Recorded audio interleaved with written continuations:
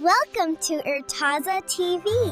Please like and subscribe. बहुत पुरानी बात है। किसी शहर में एक बादशाह रहता था। जाह व जलाल और दौलत में उसका कोई सानी नहीं था, मगर तबीयत जरा अजीब और जिद्दी थी। एक रात बादशाह ने ख्वाब देखा कि एक हसीन बाग है, जिसमें मुर्ग के परों की तरह रंग बिरंगे फूल खिल रहे हैं। ख्वाब अनोखा था कि बादशाह सुबह उठते ही बेचैन हो गया। उसने फौरन दरबार लगाया और सारे नजोमियों, सितारा शनासों और ख्वाब की ताबीर बताने वालों को बुलाकर अपना ख्वाब सुनाया और पूछा, बताओ इस ख्वाब की क्या ताबीर है। जहां पनाह, हर ख्वाब की ताबीर नहीं होती। यह ख्वाब तो एक भेद सा है, जिसे समझना मुमकिन नहीं। लेकिन बादशाह जिद पर अड़ गया। उसने बुलंद आवाज में कहा, नहीं, या तो तुम इस ख्वाब की ताबीर बताओ या मुझे ऐसा फूल लाकर दिखाओ, वरना आज दरबार बर्खास्त नहीं होगा। सुबह से शाम हो गई। दरबारी हैरान परेशान, भूखे प्यासे बैठे रहे। किसी में हिम्मत न थी कि कुछ कह सके। सब एक दूसरे का चेहरा देखने लगे। बादशाह ने एक थाली में पान का बेड़ा रखवा दिया था और ऐलान किया, जो बहादुर शख्स यह काम कर सकता है, वह यह बेड़ा उठा ले। बादशाह की एक ही बेटी थी, निहायत हसीन व जामील, अक्लमंद, बहादुर और बहादुर। जब उसने दरबार का यह हाल देखा तो आगे बढ़कर थाली से पान का बेड़ा उठाकर खा लिया। बादशाह धक से रह गया, घबरा कर बोला, बेटी, यह तूने क्या कर दिया। शहजादी मुस्कुरा कर बोली, अब्बाजान, आपने इतने लोगों को भूखा प्यासा मारने का सामान कर रखा है। बेहतर है कि एक अकेली मेरी जान जाए।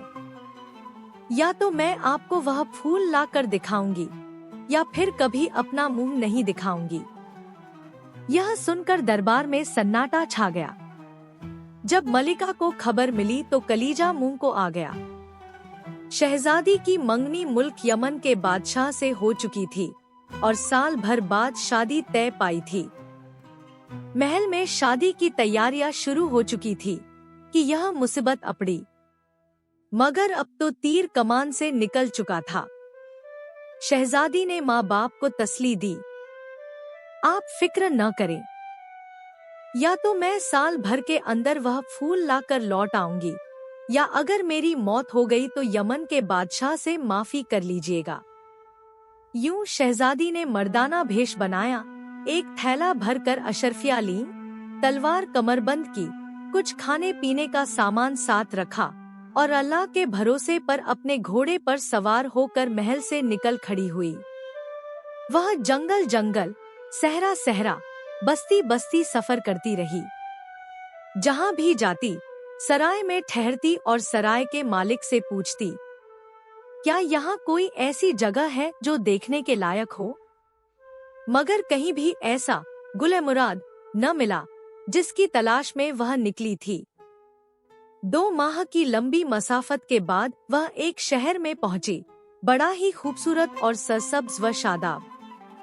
वह एक सराय में ठहरी और हस्बे आदत वहाँ के बूढ़े मालिक से वही सवाल पूछा। बूढ़ा मुस्कुरा कर बोला, बेटे, यूं तो यह पूरा शहर ही खूबसूरत है, मगर यहाँ के बादशाह का एक जाती बाग है। कहते हैं वहाँ मोर के परों जैसे फूल खिलते हैं, लेकिन वहाँ तो परिंदा भी पर नहीं मार सकता, बड़ा सख्त पहरा रहता है। बादशाह सिर्फ अपने खास दोस्तों को ही वहाँ ले जाते थे। शहजादी को अपनी मंजिल तो मिल गई, मगर सवाल यह था कि उस बाग तक पहुँचा कैसे जाए। शहजादी ने एक बूढ़े शख्स से कहा, बाबा, मैं एक मुसाफिर हूँ, रोजगार की तलाश में मारा मारा फिर रही हूँ। अगर आप मुझे अपने यहाँ काम दे दे तो बड़ी मेहरबानी होगी। मुझे खाना पकाना बहुत अच्छा आता है। बूढ़े ने अफसोस से कहा, बेटी, मैं खुद गरीब आदमी हूँ, तुझे क्या दे सकता हूँ।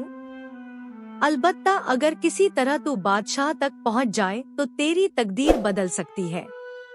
यहाँ का बादशाह बड़ा आदिल और न्यायपरवर है। हर माह की नौचंदी जुमेरात को बादशाह सलामत की सवारी निकलती है। वह मजलूमों की फरियाद सुनता है और जरूरतमंदों की मुरादें पूरी करता है। अगर तू किसी तरह बादशाह को मुतवज्जह कर ले तो तेरा काम बन जाएगा। शहजादी ने दिल में हिसाब लगाया, नौचंदी में अभी 15 दिन बाकी थे। उसने बूढ़े से पूछा, बाबा, इस मुल्क का नाम क्या है? बूढ़े ने जवाब दिया, बेटी, इस मुल्क का नाम यमन है। मौजूदा बादशाह पिछले साल ही अपने वालिद की वफात के बाद गद्दी पर बैठा है। यमन का नाम सुनकर शहजादी कुछ परेशान हो गई। यानी वह अपनी ही होने वाली ससुराल में है और उसे अपने ही मंगेतर को चकमा देना है। मगर वह दहन की पक्की थी, जरा बराबर भी नहीं घबराई। नौचंदी के दिन उसने बड़ी मोहब्बत और लगन से नान सुल्तानी तैयार की, ऐसी लजीज और खुशबूदार की देखने वाले की निगाह ठहर जाए। खुद साफ सुथरा लिबास पहना, ख्वानपोश संभाला और उस रास्ते में जा खड़ी हुई जहां से बादशाह की सवारी गुजरने वाली थी। जब सवारी आई तो शहजादी ने निहायत अदब से सलाम किया और नजर के तौर पर नान सुल्तानी पेश की। बादशाह की नजर जैसे उसके हसीन चेहरे और महजब अंदाज पर ठहर कर रह गई। गोया नजर से ज्यादा नजर देने वाली ने बादशाह का दिल मोह लिया। बादशाह ने तोहफा कबूल करके हुक्म दिया कि यह नान सुल्तानी हमारे दस्तरख्वान पर पेश की जाए। फिर उस अजबी लड़के शहजादी के भेष में को इनाम देना चाहा, मगर उसने मुअद्दबाना अंदाज में अर्ज की, जहां पनाह का इकबाल बुलंद रहे, मुझे इनाम नहीं बल्कि नौकरी चाहिए। मैं परदेसी हूँ, रोजगार की तलाश में दरबदर फिर रहा हूँ। बादशाह उसकी बात से मुतासिर हुआ और अगले दिन दरबार में बुलवाकर उसे बावर्ची खाने का दारोगा मुकर्रर कर दिया। वक्त गुजरता गया और बादशाह उस नौजवान के ऐसे गिरफ्ता हो गए कि हर वक्त उसे अपने साथ रखने लगे। शतरंज हो, घुड़सवारी हो या तलवारबाजी, वह हर मैदान में महारत दिखाता। जैसे जैसे उसके जोहर खुलते जाते, बादशाह उतने ही ज्यादा उसके कायल होते जाते। मगर न जाने क्यों बादशाह के दिल में एक खिलश सी रहती थी। यह लड़का जो दिखता है, शायद वह है नहीं। एक दिन बादशाह ने अपनी वालिदा से कहा, अम्मी जान, मैंने जो नया मुलाजिम रखा है उसे देखकर अजीब सा गुमान होता है। हाथ जनाना, पाँव जनाना, मगर चेहरा मर्दाना। मलिका ने मुस्कुराते हुए कहा, बेटा, यह तो कोई मुश्किल बात नहीं। ऐसी आजमाइशें हैं जो फौरन हकीकत आश्कार कर देती हैं। ऐसा करो, एक बाजार लगवाओ, एक तरफ हथियारों की दुकानें हों और दूसरी तरफ जेवरात की। फिर उसे अपने साथ लेकर जाओ। अगर वह लड़की है तो बेकाबू होकर जेवरात की तरफ मुतवज्जह होगी, और अगर लड़का है तो हथियारों में दिलचस्पी लेगा। बादशाह ने मलिका की बात मान ली। अगले दिन शाही बाजार सजाया गया। शहजादी, जो लड़के के भेष में थी, बादशाह के साथ सैर को निकली। बाजार में पहुंचते ही वह समझ गई कि यह उसका इम्तिहान है। उसने एक लम्हे को भी जेवरात की तरफ नजर न की। वह मुसलसल हथियारों को देखती रही, उनकी साख्त, चमक और मजबूती की तारीफ करती रही। आखिर बादशाह मुस्कुरा कर बोला, एक नजर उधर भी डाल लो, यह जेवरात देखो कैसे हसीन है। शहजादी फौरन बोली, हजूर, आप भी औरतों की तरह जेवर दिखा रहे हैं। उधर देखिए, यह है मर्दों के जेवर। बादशाह यह सुनकर हैरान रह गया और दिल ही दिल में उसकी हाजिर जवाबी और जुर्रत की दाद दी। बादशाह अपना सा मुंह लेकर रह गया। महल पहुंचे तो मलिका ने पूछा, क्या हुआ बेटा? बादशाह ने सारा हाल कह सुनाया। मलिका बोली, बेटा, वह लड़का ही होगा। कुछ लड़के ऐसे भी होते हैं जिनकी दाढ़ी मूंछें अभी नहीं निकली तो वे लड़की जैसे लगते हैं। मगर बादशाह मुतमिन न हुए। कहने लगे, नहीं अम्मी जान, हाथ जनाना, पाँव जनाना, बातचीत मर्दाना, कुछ न कुछ तो है। मलिका ने मुस्कुरा कर कहा, अच्छा, एक आजमाइश और करके देखो। आज खाने में हद से ज्यादा मिर्चें डलवाओ। अगर वह लड़की है तो हाय हाय करने लगेगी, और अगर लड़का है तो चाहे आंखों से पानी बहे मगर जुबान से कुछ न कहेगा। अगले दिन बादशाह ने बावर्चीखाने में पैगाम भेजा कि आज के खाने में बेहिसाब मिर्च होनी चाहिए। शहजादी तो थी ही बावर्चीखाने की दारोगा, फौरन समझ गई कि फिर उसका इम्तिहान है। वह चुपके से महल के बाहर निकली और खाने से आधा घंटा पहले हकीम से ऐसी दवा ले आई जो जुबान को सुन्न कर दे। जब खाना तैयार हुआ तो दस्तरख्वान बिछाया गया। बादशाह ने पहला निवाला लिया तो मुंह से हाय हाय निकल गई, आंखों से आंसू रवा हो गए। मगर शहजादी सुकून से खाती रही। न मुंह से आवाज निकली, न चेहरे पर तासुर बदला। आखिर बादशाह की तरफ देखकर बोली, हजूर, आप औरतों की तरह हाय हाय क्यों कर रहे हैं? बादशाह लाजवाब हो गए। स्नानखाने में पहुंचकर बादशाह ने फिर सारी बात माँ को सुनाई। मलिका ने हंसकर कहा, बेटा, अब तो यकीन कर लो, वह लड़का ही है। तुम्हें बस वहम हुआ है। मगर बादशाह फिर वही रट लगाए रहे, नहीं अम्मा, हाथ जनाना, पाँव जनाना, मगर बातें मर्दाना। आखिर मलिका ने कहा, चलो एक आखिरी आजमाइश और करके देख लेते हैं। चमेली के फूलों की 2 सैजे बनवाओ। अगर वह लड़की है तो फूल मुरझा जाएंगे, और अगर लड़का है तो फूल ताजा रहेंगे। बादशाह ने माली को हुक्म दिया कि 2 खूबसूरत सैजे तैयार करे। फिर शहजादी से कहा, आज रात हम बाग में सोएंगे। जब शहजादी ने चमेली के फूलों से बनी सैज देखी तो फौरन समझ गई कि यह एक और इम्तिहान है। उसने माली को एक अशर्फी दी और कहा, बिल्कुल ऐसी ही एक और सैज तैयार करो और बाग में झाड़ी के पीछे छिपा देना। माली ने हुक्म के मुताबिक काम कर दिया।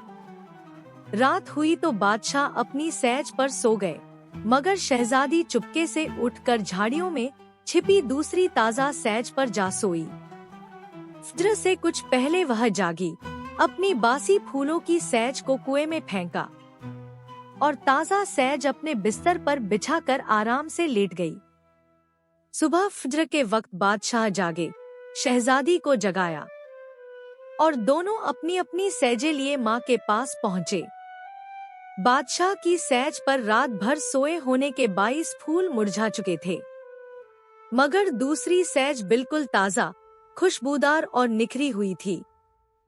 मलिका ने दोनों सैजे देखकर कहा, बेटा, अब तो जिद छोड़ दो, वह लड़का ही है। बादशाह खामोश हो गए, मगर दिल का शक अभी बाकी था।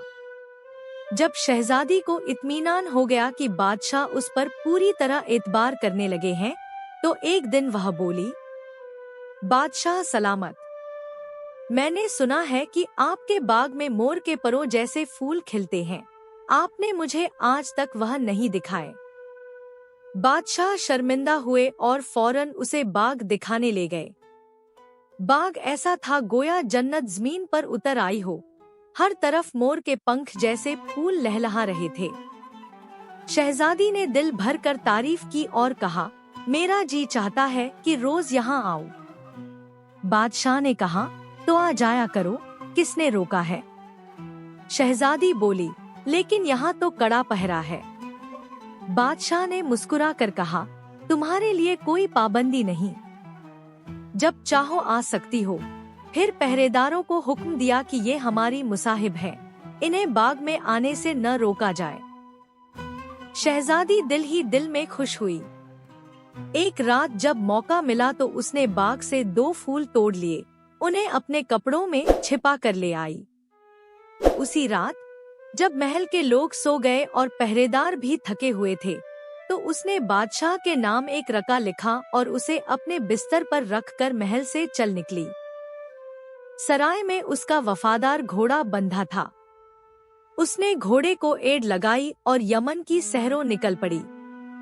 चूंकि सिपाहियों ने उसे बादशाह के साथ बार बार देखा हुआ था, इसलिए किसी ने उसे रोका भी न। अगली सुबह बादशाह ने अपनी मुसाहिब को याद किया तो गुलाम ने रका ला कर दिया। उस पर लिखा था, मैं फला मल्क की शहजादी हूँ और मैं आपकी मंगेतर हूँ। आपने बड़ी बड़ी आजमाइशें की मगर पहचान न पाए।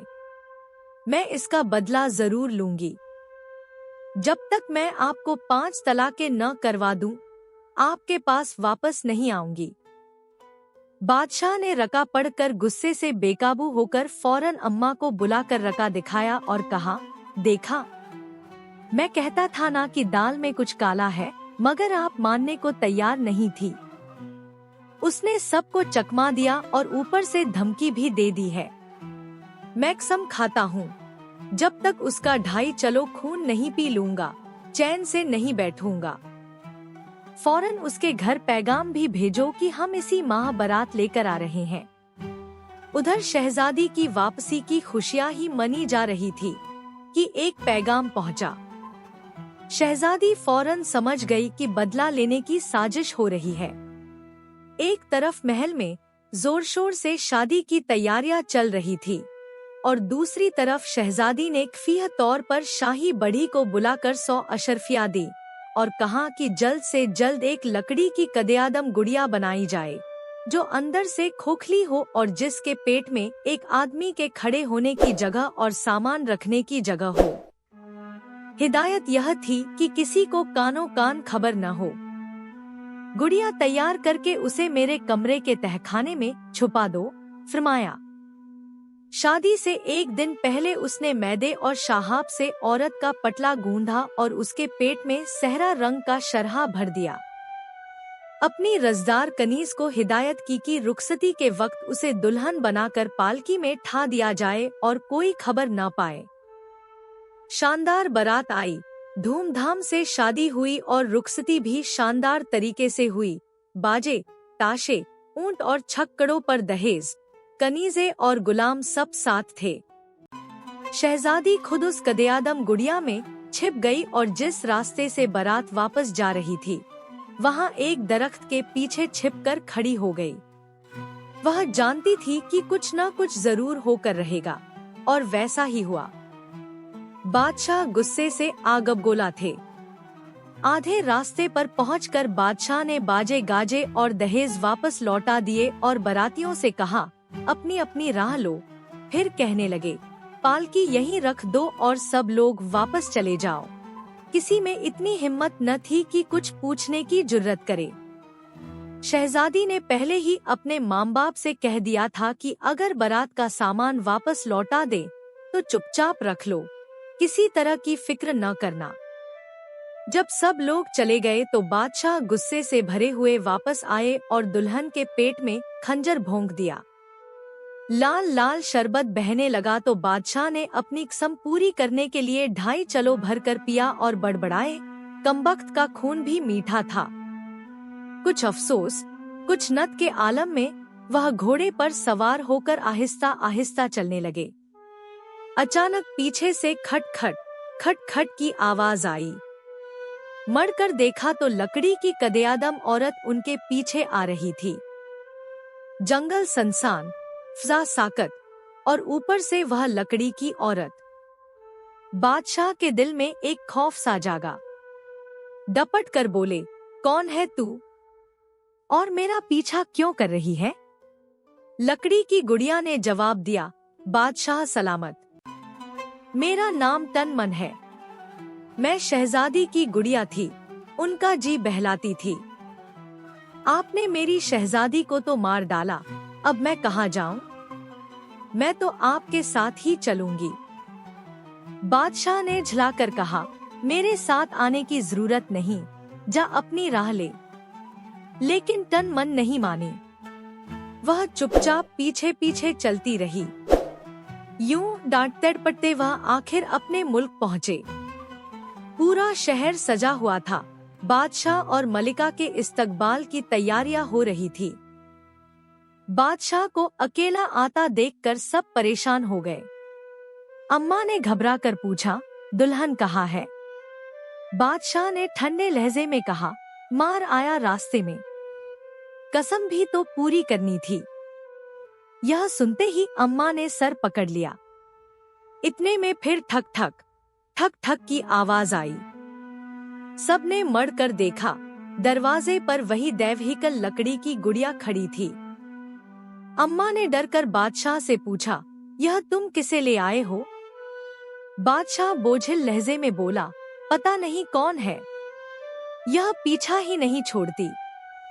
गुड़िया ने आदब से अर्ज की, आदाब बेगम साहिब, मेरा नाम तन मन है, मैं शहजादी की गुड़िया थी। बादशाह सलामत ने मेरी शहजादी को मार डाला, अब मैं कहाँ जाऊं? बादशाह गुस्से में बोला, मैं तुझे भी तोड़कर फेंक दूंगा। अम्मा ने फौरन डांटा और कहा, खबरदार, इससे हाथ मत लगाना।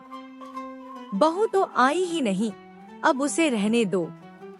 यूं तन मन बादशाह की अम्मा की दोस्त बन गई। दिन भर वह उनके पास बैठती, किस्से कहानियां सुनाती और सलाह व मशवरा देती। अम्मा जान को भी उसकी सोबत की आदत पड़ गई।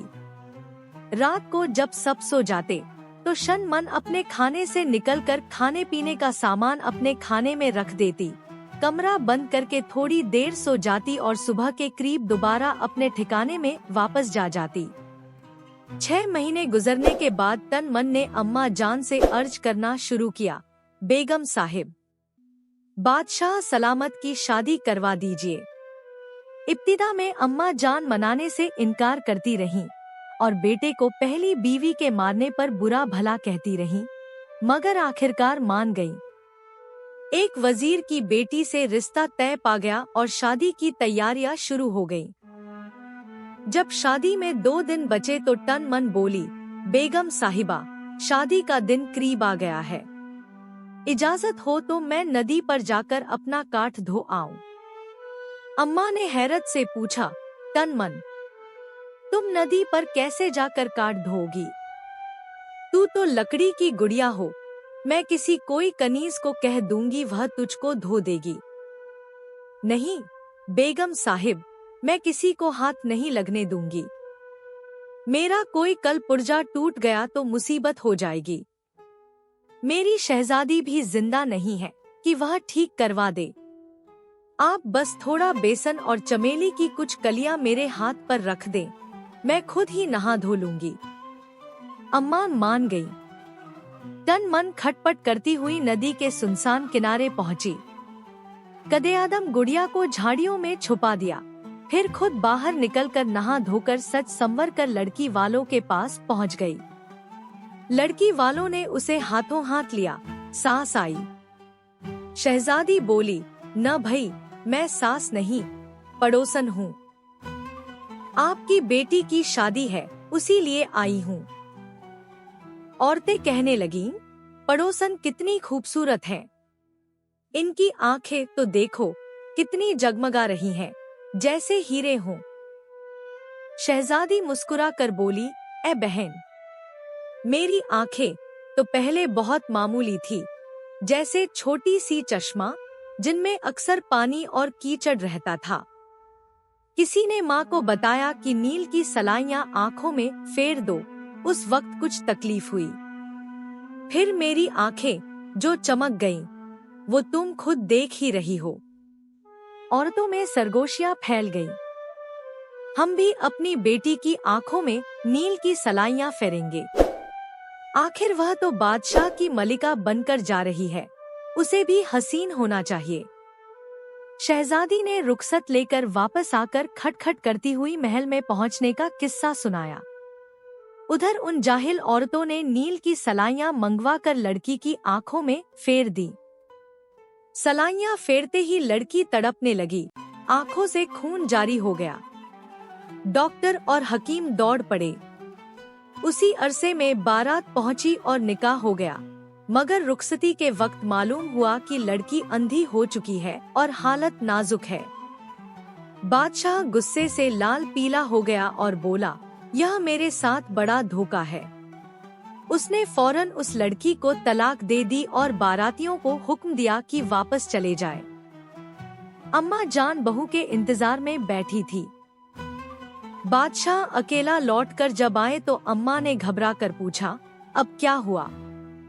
दुल्हन कहाँ है? बादशाह गुस्से में कहने लगे, अंधी बीमार लड़की से मैंने शादी कर ली थी, मैंने उसे तलाक दे दी है। अम्मा ने सर पकड़ लिया और कहा, तेरी किस्मत भी क्या कम है, एक को मार आया, एक को तलाक दे आया। बादशाह कुछ कड़वाहट से बोले, यहाँ कोई शौक आजमाने की बात नहीं, आइंदा शादी मत करना। तन मन अम्मा के कानों में नरम बातें करती रहती। 6 महीने गुजरे तो तन मन ने फिर बादशाह की शादी के तकाजे शुरू कर दिए। अम्मा बोली, छोड़ दो तन मन, अब मैं किसी लड़की की तकदीर खराब नहीं कराऊंगी। तन मन कहने लगी, ए बेगम साहिबा, अल्लाह से डरिए। बादशाह सलामत का क्या कसूर है, क्या हम अंधी लड़की ले आएंगे? गर्ज तन मन ने इतनी मिन्नत समाजत और बातों बातों में अम्मा का दिल मोड़ लिया कि वो आखिरकार राजी हो गई। अब की बार एक अमीर की लड़की देखी गई, हर तरह से इत्मीनान कर लिया गया तो शादी की तारीख भी तय हो गई। शादी में एक ही दिन बाकी था कि तन मन ने फिर नहाने धोने के बहाने नदी का रुख किया और वहां से निकलकर सीधी सास के घर पहुंची। इस बार भी बड़ी खातिर मिदारत हुई। दुल्हन की अम्मा बोली, अरे देखो तो, पड़ोसन के बाल कितने लंबे, घने और चमकदार हैं। हमने तो अपनी बेटी के बालों पर 50 चीजें आजमा ली, मगर कुछ फायदा नहीं हुआ। दुल्हन की बड़ी बहन ने हैरत से पूछा, फिर आपके बाल इतने खूबसूरत कैसे हुए? तन मन ने राजदाराना लहजे में कहा, अरे क्या बताऊं, एक फकीर साहब ने बताया था कि सिर मुंडवा दो, फिर लाल चींटियों के अंडे पीस कर उसमें फकीर साहब की दी हुई भभूत मिला लो और रात भर सिर पर लगा रहने दो।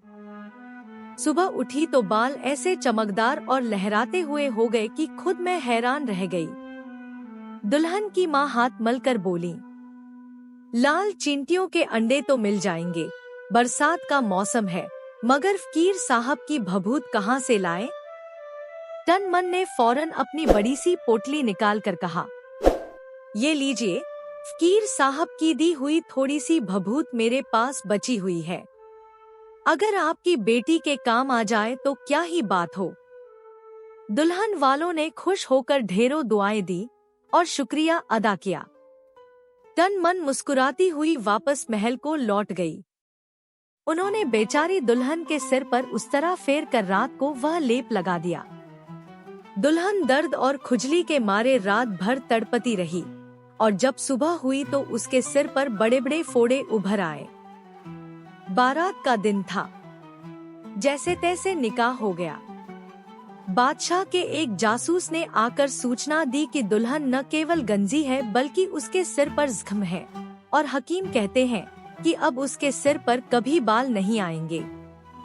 यह सुनकर बादशाह तैश में आ गए, गुस्से से तुरंत तलाक दे दी। फिर बारात समेत महल वापस चले आए। जब अम्मा जान को खबर मिली तो उन्होंने बादशाह को हजारों सूरतें सुनाई। बादशाह भी झुंझला उठे, बोले, अम्मा अब क्या करें? आप चाहती हैं मैं किसी बंदरिया से निकाह पढ़वा लूं और उसे ले आऊं? क्या चाहती हैं आखिर आप? अम्मा जान ने तहकीक करवाई तो पता चला कि वाकई बात सच थी। अल्लाह की मर्जी समझकर खामोश हो रही, मगर दिल से बहुत बददिल थी। वक्त गुजरता गया, बात पुरानी हो गई। तब फिर तन मन ने बादशाह की शादी के लिए इसरार शुरू कर दिया। पहले तो अम्मा जान ने साफ इनकार कर दिया, मगर वो इतनी चालाकी और नरमी से बात करती रही कि आखिर वो भी मान गई। इस बार भी एक अमीर की बेटी देखी गई। सभी डरे हुए थे, मगर जब बादशाह के महल से पैगाम आया तो इनकार की गुंजाइश कहाँ थी। शादी की तैयारियां शुरू हो गईं। हस्बे मामूल शादी से 2 दिन पहले तन मन फिर नहाने धोने के बहाने निकली और नदी पर जाकर अपना काट धोया, फिर सीधी दुल्हन वालों के घर जा पहुंची। इस बार भी सबने उसका बड़ा इस्तकबाल किया, मगर दिल ही दिल में सब खौफज़दा थे। तन मन ने बातों बातों में कहना शुरू किया, दरअसल बादशाह सलामत को बहुत हसीन बीवी चाहिए। अगर लड़की में मामूली सी भी कमी हो तो वो फौरन तलाक दे देते हैं। ये सुनकर दुल्हन की चाची बोली, अरे लड़की तो हमारी भी बहुत खूबसूरत है, बस जरा दांत टेढ़े मेढ़े हैं। पड़ोसन, आपके दांत तो मोतियों की तरह जड़े हैं, कोई नुस्खा बताइए, अभी 2 दिन बाकी हैं, शायद कुछ असर हो जाए। तन मन ने मसनूई अफसोस से सर हिलाया, हाय बहन, क्या बताऊं, मेरे दांत तो पहले इतने खराब, इतने बिगड़े हुए थे कि बस जैसे छोटे छोटे चूहे एक दूसरे पर चढ़े हों, और ऊपर का दांत तो होंठ पर रखा रहता था। मेरी अम्मा एक फकीर साहब के पास ले गईं, बड़े पहुंचे हुए बुजुर्ग थे। उन्होंने एक जादुई मंजन दिया और कहा कि आगे के 8 दांत उखाड़कर रात को ये मंजन लगाना। मेरी माँ ने ऐसा ही किया। तकलीफ तो बहुत हुई, मगर अगली सुबह जादू के जोर से मेरे सारे दांत दोबारा उगाए। ऐसे हसीन, ऐसे चमकदार कि देखने वाले दंग रह गए। ये सुनकर दुल्हन की अम्मा बोली, लेकिन वो फकीर और वो मंजन हमें कहाँ से मिलेगा? तन मन ने फौरन अपना बटुआ निकालकर एक पिड़िया थमा दी। ये लो, मेरा बचा हुआ मंजन, अल्लाह करे तुम्हारा भी भला हो। यूं तन मन एहसान के बोझ तले उन्हें छोड़कर चली आई। रात को उन लोगों ने बेचारी लड़की के दांत उखड़वा दिए और खून में लथपथ मुंह पर वो मंजन मल दिया। लड़की का सारा चेहरा सूज गया, तकलीफ से कराहती रही, मगर बात छुपाई गई। निकाह हो गया। जब रुखसती का वक्त आया तो बादशाह के एक खुफिया जासूस ने आकर इत्तिला दी कि दुल्हन का सारा मुंह जख्मी है, दांत नहीं है और वो बोल भी नहीं सकती। ये सुनते ही बादशाह का पारा चढ़ गया।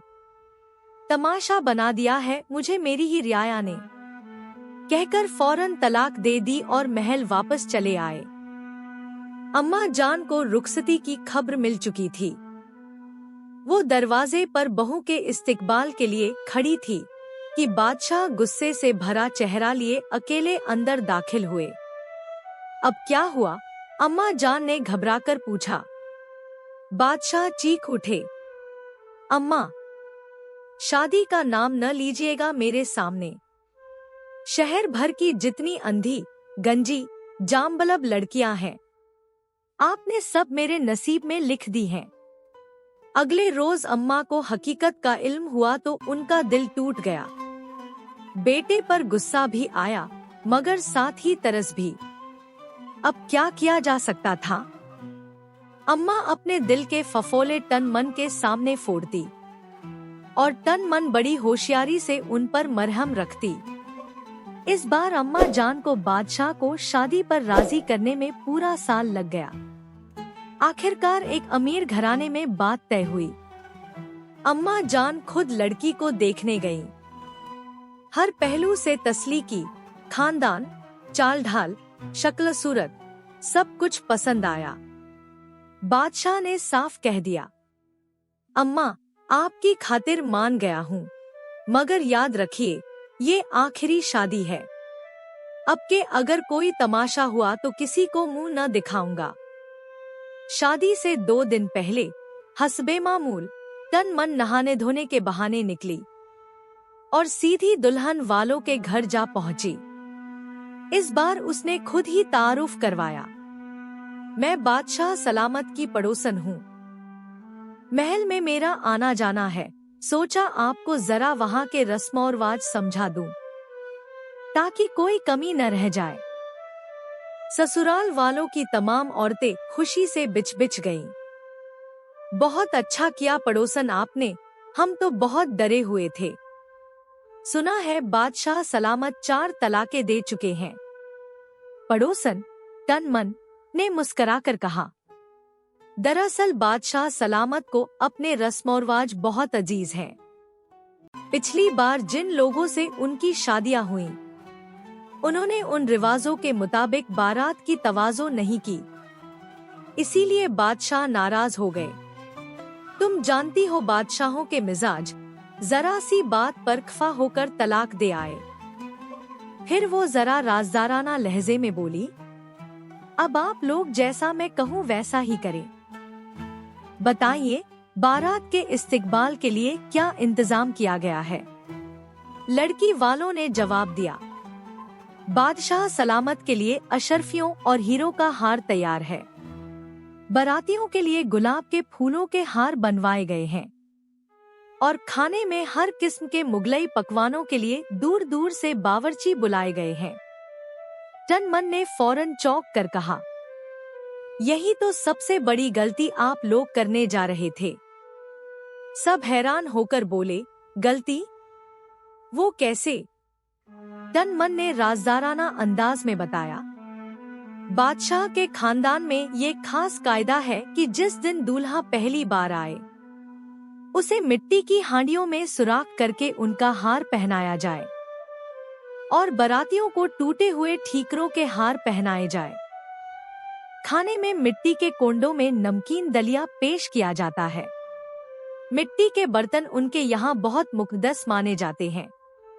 दूसरे दिन चाहे आप हीरे जवाहरात के हार पेश करें, लजीज खाने खिलाए, कोई हरज नहीं, लेकिन पहला दिन उन्हीं के रिवाज के मुताबिक होना चाहिए। ये सुनकर लड़की वाले हैरान रह गए।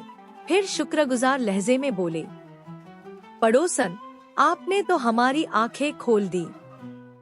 बड़ा एहसान किया हम पर, वरना हमारी लड़की भी पिछली दुल्हनों की तरह तलाक पाकर घर बैठी रह जाती। अपने मिशन की कामयाबी का यकीन कर लेने के बाद तन मन दुआएं लेती हुई वापस महल में आ गई। अगले दिन धूमधाम से बारात निकली। जैसे जैसे बाराती शादी के हाल में दाखिल होते, उन्हें टूटे हुए ठीकरों के हार पहनाए जाते। हर कोई हैरान होकर पूछता, ये क्या है? तो जवाब मिलता, जनाब, आप ही के यहाँ की रस्म है। ये सुनकर बादशाह का चेहरा गुस्से से लाल हो गया। उन्होंने हार तोड़कर जमीन पर दे मारा और साथ ही तमाम बारातियों ने भी अपने हार उतारकर फेंक दिए। देखते ही देखते पूरा पंडाल टूटे हुए ठीकरों से भर गया। लड़की वाले समझे शायद ये भी बादशाही रस्म का ही हिस्सा है, इसलिए किसी ने कुछ न कहा। बादशाह के दिल में गुस्सा तो बहुत था, मगर अम्मा जान की कस्में और धमकियां याद करके उन्होंने जब्त कर लिया। खैर, निकाह हो गया। अब खाने के लिए दस्तरख्वान बिछाया गया। हर बाराती के आगे मिट्टी का कोंडा रखा गया, जिसमें गरम गरम नमकीन दलिया डाला जाने लगा। जब कोई पूछता, ये क्या है, तो जवाब मिलता, जनाब, आप ही के यहाँ की रीत है। लोग बादशाह के ख्याल से खामोश रहे, मगर जब बादशाह के सामने सबसे बड़ा कोंडा रखकर उसमें पतला दलिया डाला गया, तो बादशाह का जिब्त जवाब दे गया। उन्होंने गुस्से में आकर कोंडा उठाकर दूर फेंक दिया और जोर से बोले, हद होती है बेइज्जती की। मैं खामोश हूँ तो तुम लोग सर पर चढ़ाए हो। मेरे दरबारियों और मेरी तौहीन की गई है। नहीं ले जाना मुझे, तुम्हारी बेटी को अपने पास रखो, मैंने उसे तलाक दी। ये कहकर बादशाह गुस्से से भरे हुए पैदल ही महल की तरफ चल दिए। उधर महल में कनीज़े हार फूल लिए खड़ी थी, क्योंकि अम्मा जान को यकीन था कि इस बार तो दुल्हन घर में जरूर आएगी। आखिर वो खुद जाकर लड़की देख आई थी। बादशाह महल वापस आते ही सीधे अपने कमरे में गए और दरवाजा बंद कर लिया। हैरान परेशान अम्मा जान को जब बारातियों ने सारी रुदात सुनाई कि कैसे लड़की वालों ने बेइज्जती में कोई कसर नहीं छोड़ी, तो उनकी आंखों में आंसू भर आए। वो दिल ही दिल में सोचने लगी कि शायद उनकी किस्मत में बहू और पोता खिलाने का सुख लिखा ही नहीं था। तन मन ने हस्बेआदत खूब तसल्ली दी, बादशाह की वकालत की और उनके अमल को सही ठहराने की कोशिश की। वक्त गुजरता गया, मगर अब बादशाह के दिल में तन मन के किरदार के बारे में शुबहे और शक पैदा होने लगे। उन्हें शहजादी की आखिरी नसीहत याद आने लगी और अपनी 5 नाकाम शादियों का ख्याल दिल में चुभने लगा। अब बादशाह अक्सर अपना खाली वक्त अम्मा जान के हुजरे में गुजारने लगे, जहां तन मन हमेशा मौजूद रहती थी। कभी कहते, अम्मा अपनी तन मन से कहिए मुझे पानी पिला दे। कभी फरमाते, तन मन जरा मेरे पाँव दबा दो। तन मन मुस्कुराकर कहती, देख लीजिए बेगम साहिबा, बादशाह सलामत तंग करते हैं। कहीं मेरा कोई जोड़ टूट गया तो कौन ठीक कराएगा। मेरी शहजादी भी अल्लाह को प्यारी हो चुकी है। अम्मा जान बादशाह को झिड़क देती, बेटा इसे परेशान न किया करो, एक यही तो मेरी तन्हाई की रफीक है। बहू तो मेरी किस्मत में थी नहीं, अगर ये भी टूट फूट गई तो मैं कैसे जीऊंगी। लेकिन बादशाह के दिल में अब तजस्सुस बढ़ता जा रहा था। वो हर वक्त उसकी हरकतों पर नजर रखने लगे। एक रात वो अम्मा जान के हुजरे में ही सो गए। रात गहरी हो चुकी थी। तन मन का भूख से बुरा हाल था। काफी देर इंतजार के बाद जब उसे यकीन हो गया कि सब सो गए हैं, तो वो आहिस्ता से अपने काठ लकड़ी के जिस्म से निकली। दबे पांव बावर्ची खाने में गई, कुछ खाना लिया और वापस आ रही थी कि अचानक पीछे से बादशाह ने आकर उसकी कलाई पकड़ ली। घबराहट में सारा खाना जमीन पर गिर गया। बादशाह बोले, अब कब तक मुझसे बदला लेती रहोगी? अब तो तुम्हारी कसम भी पूरी हो गई। मैं हार गया और तुम जीत गई। अब तो आ जाओ। शहजादी मुस्कुराकर बोली, आप अगर बादशाह हैं, तो मैं भी शहजादी हूँ। खैर, हम दोनों ने अपनी अपनी कस्में पूरी कर ली। अब मैं अपने बाप के घर जा रही हूँ। जब दोबारा बारात लेकर आए, तब मुझे ले आइए और हाँ, अम्मा जान को भी साथ लाइएगा। यह कहकर शहजादी ने बादशाह से एक घोड़ा मांगा और उसी वक्त अपने मायके रवाना हो गई। सुबह जब बादशाह ने अम्मा जान को तन मन की हकीकत बताई, तो वो खुशी से फूले न समाई। फौरन ही महल में शादी की तैयारियां शुरू कर दी गईं। धूमधाम से बारात निकली। शहजादी की शान के मुताबिक शानदार इस्तकबाल हुआ और बड़ी मोहब्बत व अरमान से दुल्हन को रुखसत करके महल लाया गया। पूरे महल और शहर में खुशियां छा गईं। हर तरफ चरागा, संगीत और जश्न का समा था। शहजादी ने महल पहुंचते ही सबसे पहला काम यह किया कि उन चारों लड़कियों का, जिनकी तकदीरें तन मन ने बर्बाद की थी, शाही खर्च पर बेहतरीन इलाज करवाया। जब वो सेहतयाब हो गई, तो शहजादी ने उनकी शादियां नेक और शरीफ नौजवानों से करवा दी। अल्लाह ने जैसे शहजादी के दिन फेरे, वैसे ही उन सबके भी दिन फिर गए।